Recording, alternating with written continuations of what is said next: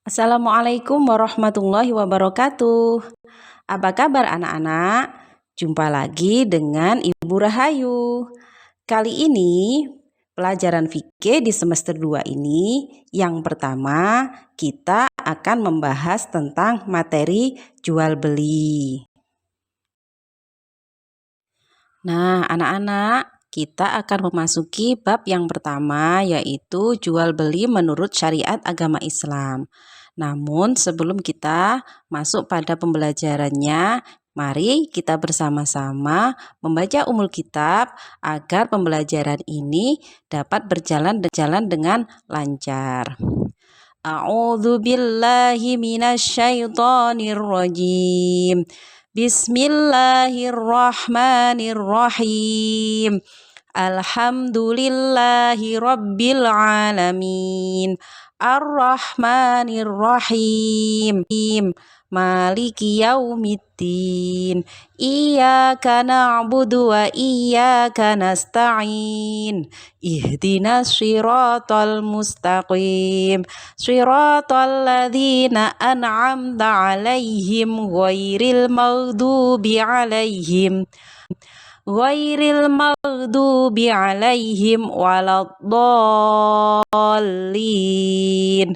Rabbighfirli wali walidayya walil mu'minina amin ya rabbal alamin. Oke, sebelum kita membahas tentang transaksi jual beli menurut syariat agama Islam, kita akan membahas dulu tentang pengertian dan hukum jual beli. Jual beli adalah menukar suatu barang dengan barang lain yang sepadan atau menukar barang dengan alat tukar yang sah dan memenuhi syarat dan rukun jual beli.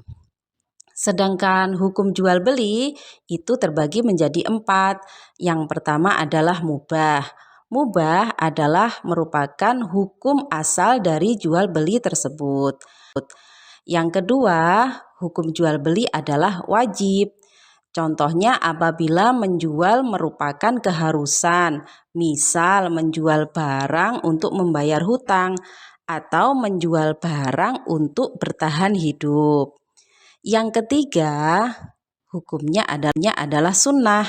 Contohnya menjual barang kepada seseorang yang sangat dibutuhkan barangnya oleh orang yang membeli.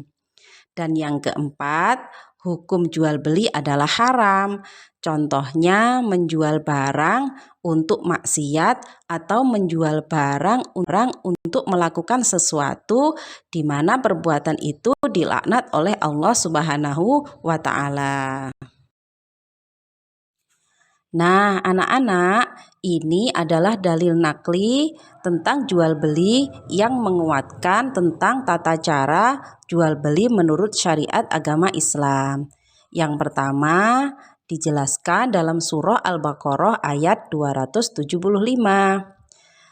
Bismillahirrahmanirrahim. Wa ahallallahu al-bai'a wa harramar riba, yang artinya dan Allah menghalalkan jual beli dan mengharamkan riba. Kemudian dalil yang kedua tertuang dalam surah An-Nisa ayat 29. Bismillahirrahmanirrahim. Ya ayyuhalladzina amanu la ta'kulu amwalakum bainakum bil batili illa an takuna tijaratan an taradim minkum, yang artinya, hai orang-orang yang beriman, janganlah kamu memakan harta sesamamu dengan jalan batil, melainkan dengan jalan jual beli suka sama suka di antara kamu. Selanjutnya adalah rukun jual beli.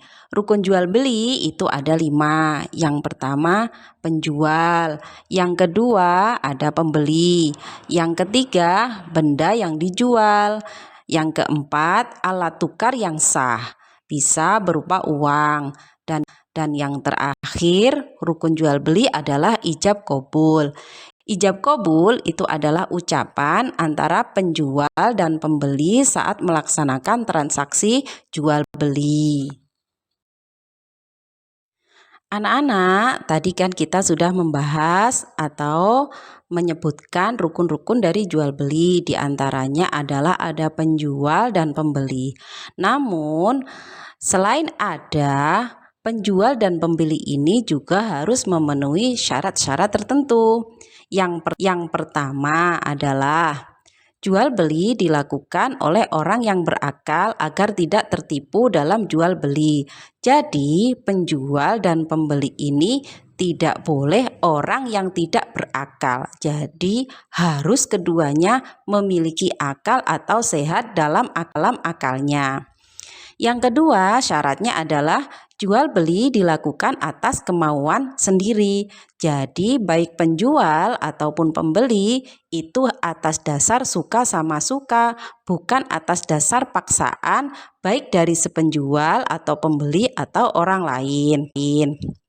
Yang ketiga, penjual dan pembeli harus sudah balik atau dewasa.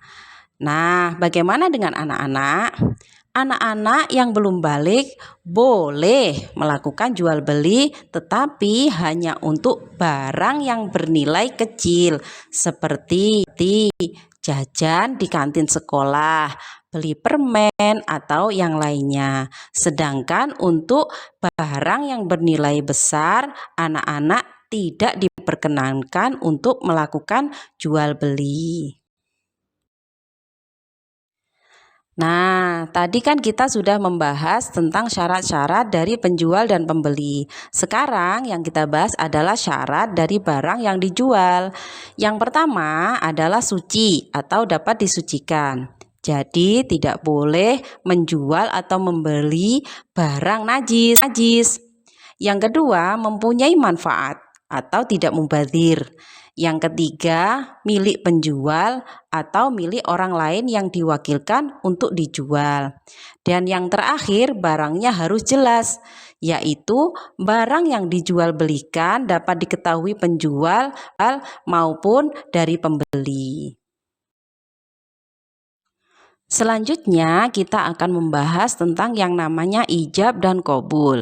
Ijab adalah pernyataan penjual barang, sedangkan qabul adalah perkataan pembeli barang. Tetapi harus ada syarat-syaratnya. Yang pertama, qabul harus sesuai dengan ijab. Terus ada kesepakatan antara ijab dan qabul pada barang yang ditentukan ukuran dan harganya. Kemudian, akad tidak dikaitkan dengan sesuatu yang tidak ada hubungannya dengan akad. Contohnya, aku akan membeli barangmu kalau aku menemukan uang di depan kelas. Nah, itu tidak boleh. Kemudian, akad tidak boleh berselang lama karena hal itu masih berupa janji. Contohnya, aku akan membeli barang kamu, tapi bayarnya 5 tahun kemudian. Nah, itu tidak boleh karena masih berupa janji atau berselang sangat lama.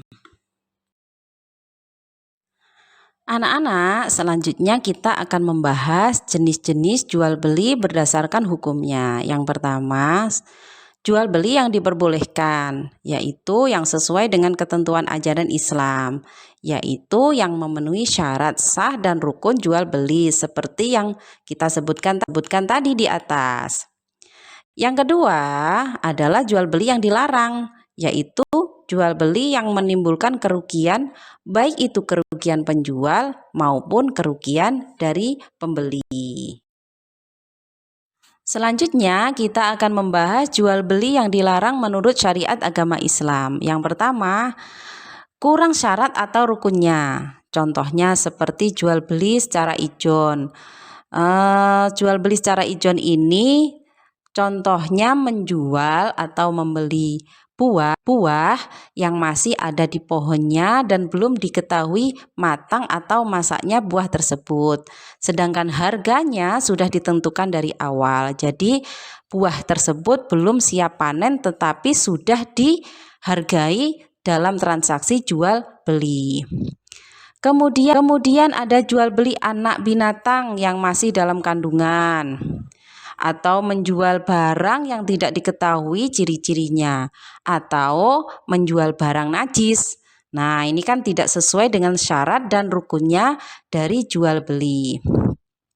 Yang kedua, jual beli sah tapi dilarang oleh syariat agama Islam. Contohnya, jual beli pada waktu sholat Jumat.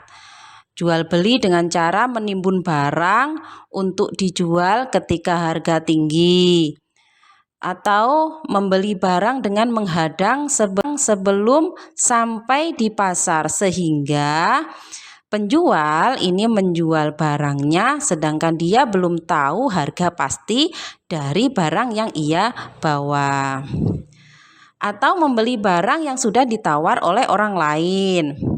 Kemudian menjual dengan cara menipu, contohnya mengurangi timbangan dan lain-lain. Atau menjual barang atau membeli barang untuk maksiat. Kemudian ada jual beli secara najasi. Jual beli secara najasi ini maksudnya menawar suatu barang dengan dagangan dengan menambah harga secara terbuka ketika datang seorang pembeli. Dia menawar lebih tinggi barang itu padahal dia tidak menginginkannya. Hal ini dimaksudkan agar menyusahkan orang yang ingin membelinya. Kemudian jual beli i'nah. Ini apabila seseorang menjual suatu barang dagangan dengan orang lain dengan pembayaran tempo atau kredit.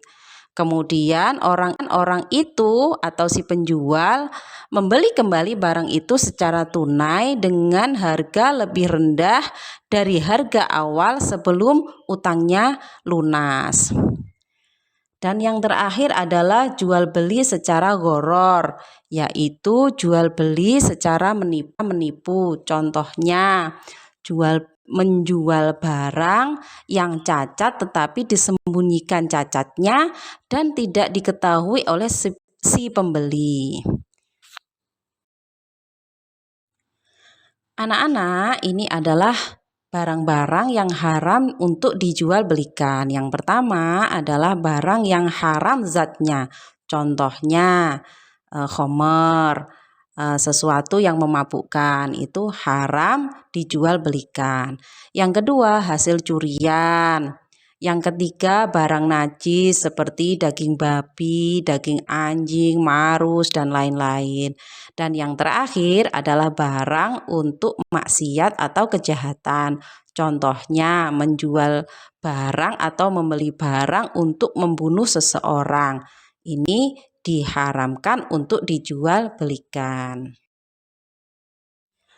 Anak-anak, kita tadi sudah membahas tentang tata cara atau syarat rukun dari jual beli menurut syariat agama Islam. Yang terakhir, kita akan membahas tentang hikmah dari jual beli. Yang pertama, hikmah ekonomi, seperti memenuhi kebutuhan hidup, perputaran ekonomi, dan mendapatkan rezeki yang halal dari hasil transaksi jual beli. Yang kedua, hikmah spiritual dan akhlak, yaitu berupa kejujuran dan amanah, sabar dan syukur, ada kemudian ibadah. Jadi, jual beli bisa bernilai ibadah baik bagi penjual maupun pembelinya. Kemudian, bisa mendatangkan ketentraman dan kebahagiaan. Yang ketiga, berupa hikmah sosial, seperti erat tali silaturahim, solidaritas dan toleransi, serta menjaga keadilan. Dan yang terakhir adalah hikmah larangan tertentu. Contohnya tadi, kita dilarang menjual barang dengan cara gharar, menipu.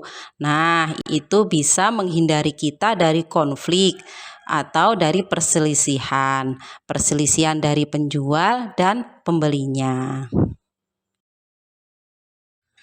Alhamdulillah, Materi fikih tentang jual beli sudah selesai. Semoga kita mendapatkan manfaat dari materi yang sudah dibahas pada kali ini. Jangan lupa tetap semangat belajar. Wassalamualaikum warahmatullahi wabarakatuh.